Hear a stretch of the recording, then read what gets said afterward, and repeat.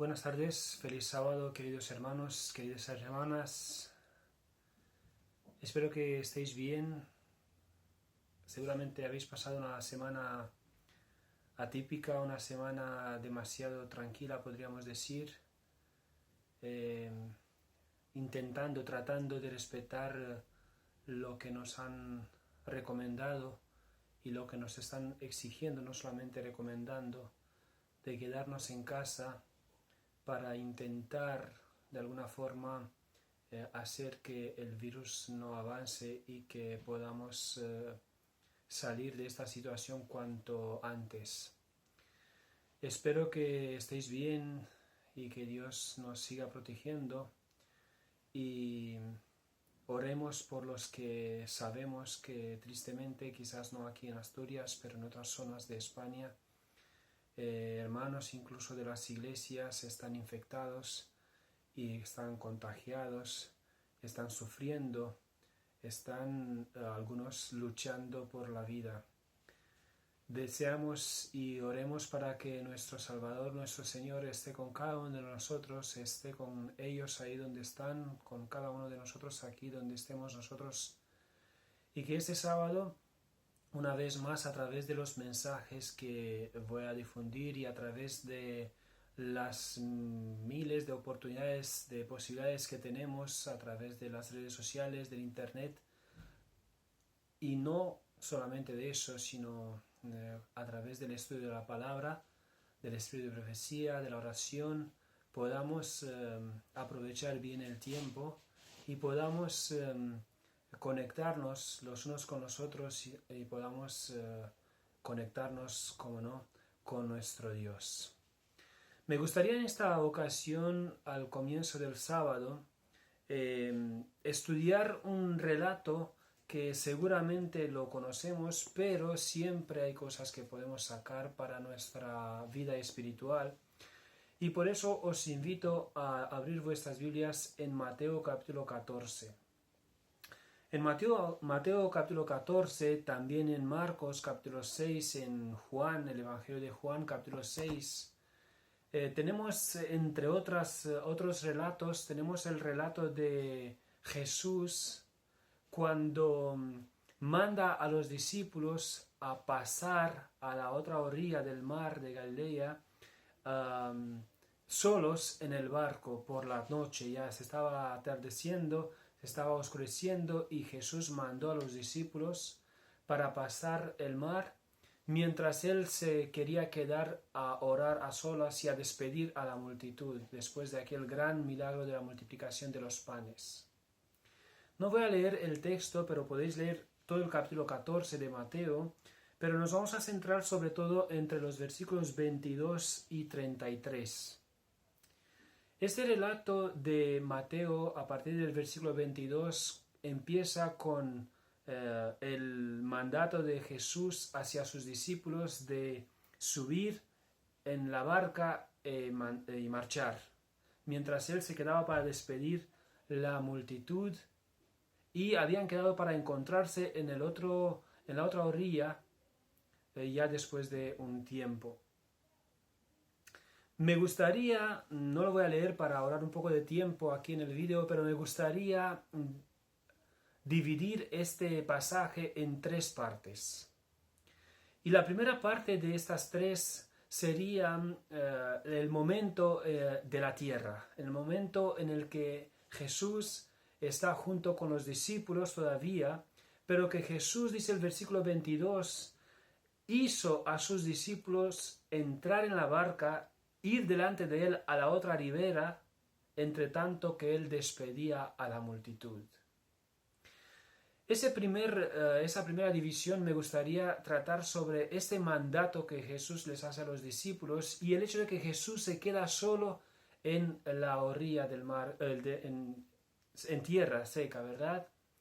Jesús se queda solo. ¿Por qué Jesús les manda a los discípulos marchar? ¿Por qué Jesús se quiere quedar solo a despedir a la multitud?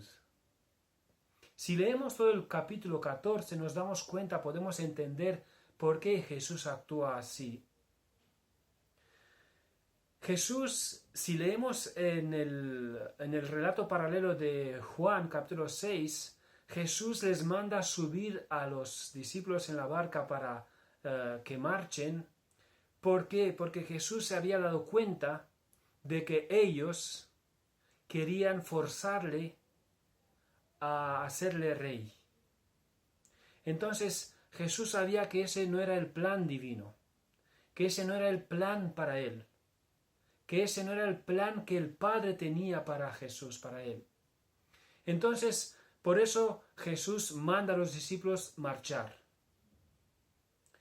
Segundo, ¿por qué Jesús manda a los discípulos marchar? Si leemos todo el relato de Mateo capítulo 14, nos damos cuenta que Jesús en la mañana, antes de estar con la multitud, antes de predicar a la multitud, antes de que se llegara el atardecer y los discípulos le dijera, Maestro, tenemos que despedir a la multitud porque se va a poner de noche y no tenemos cómo darle de comer. Antes de que Jesús hiciera el gran milagro de la multiplicación de los panes y los peces, Jesús se entera de una mala noticia. Y la mala noticia fue que Juan, el que le bautizó, el que era su primo, había sido decapitado.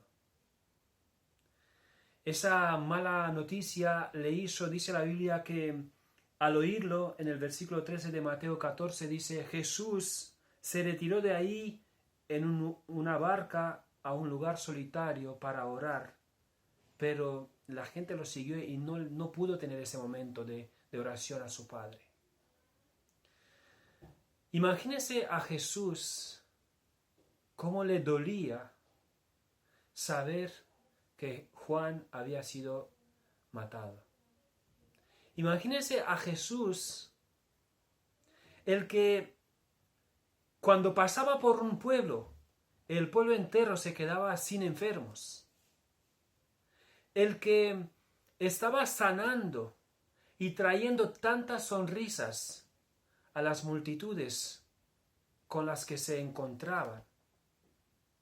Imagínense a Jesús, el que podía dar la salud a los paralíticos, a los ciegos de nacimiento, incluso dar vida a los muertos. No poder intervenir para salvar a su propio primo. Juan no era solamente el que le había bautizado, que siempre guardamos recuerdos bonitos de la persona del pastor, de la persona con la que tuvimos la bendecida experiencia de ser bautizados, de recibir el bautismo, pero no solamente era esa persona especial para Jesús, sino era su familiar. Y Jesús no pudo hacer nada. Me imagino que en estos tiempos algunos de nosotros podamos tener familiares que estén afectados, que estén sufriendo. La solución o el refugio nuestro debe ser la oración, más que nunca. Jesús no quería terminar el día sin orar. Por eso les mandó a los discípulos a marchar adelante, porque él quería orar para comprender y para aceptar la voluntad del Padre para con su primo. Refugiémonos también nosotros en la oración para aceptar y comprender la voluntad de Dios para con los que nos rodea, para con la situación en la que vivimos hoy en día. La segunda división que quisiera hacer de este relato de Mateo 14 es el momento de los discípulos en la barca. Los discípulos estaban solos en la barca, pero dice la Biblia, el Espíritu de Profecía también, no vamos a tener mucho tiempo para poder detallarlo, pero podéis buscarlo en el Deseado de todas las gentes. Ahí dice el Espíritu de Profecía que los discípulos estaban peleando, estaban discutiendo entre ellos por qué habían renunciado tan fácil.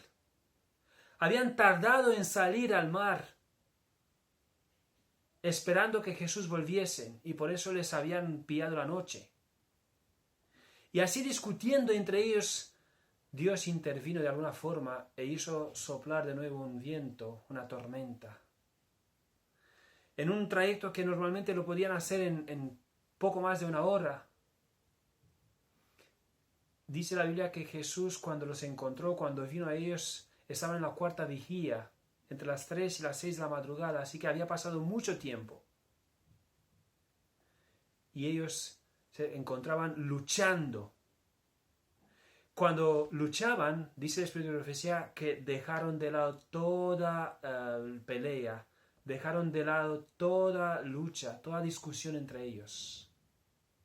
Y se pusieron todos a trabajar unidos.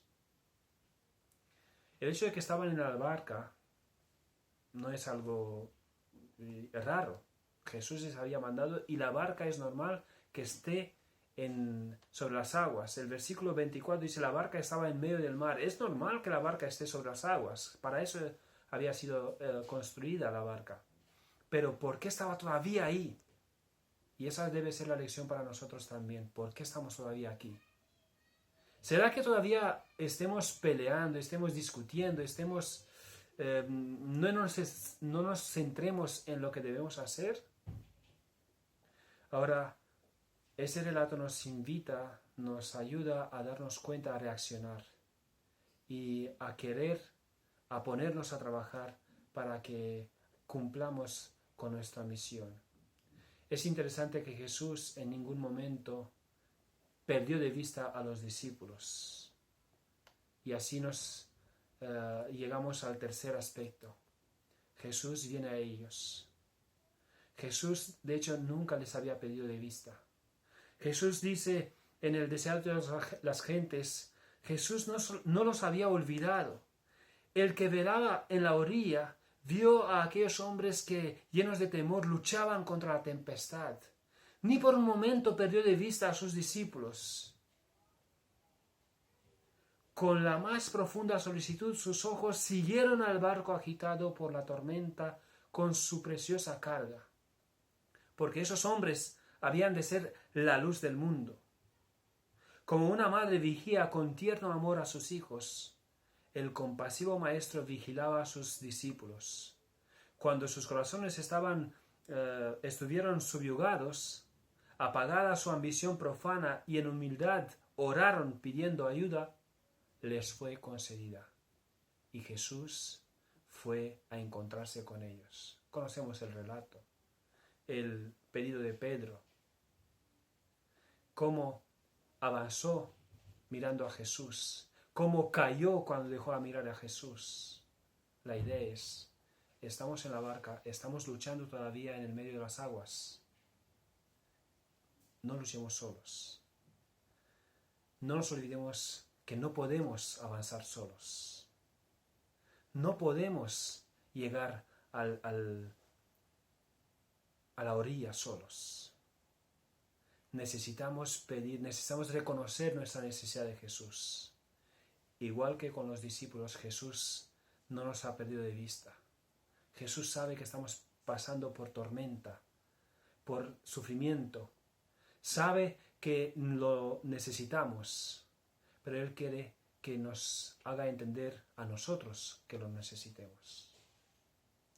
Y me gustaría terminar con la idea que la tenemos en el versículo 32 de Mateo 14, que dice: cuando ellos subieron, Pedro y Jesús, en la barca, se calmó el viento.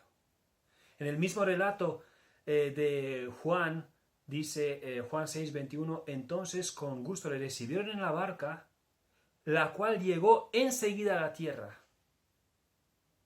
¿Os dais cuenta? Con Jesús en la barca, enseguida llegaron a la tierra.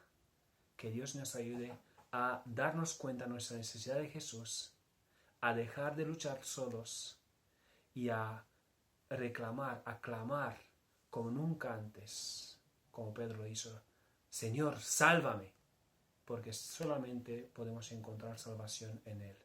Y Jesús estará igual de atento, igual de ansioso de salvarnos como lo hizo con Pedro y con los discípulos. Que tengamos un feliz y bendecido sábado. que recibamos a Jesús en nuestra barca. Amén.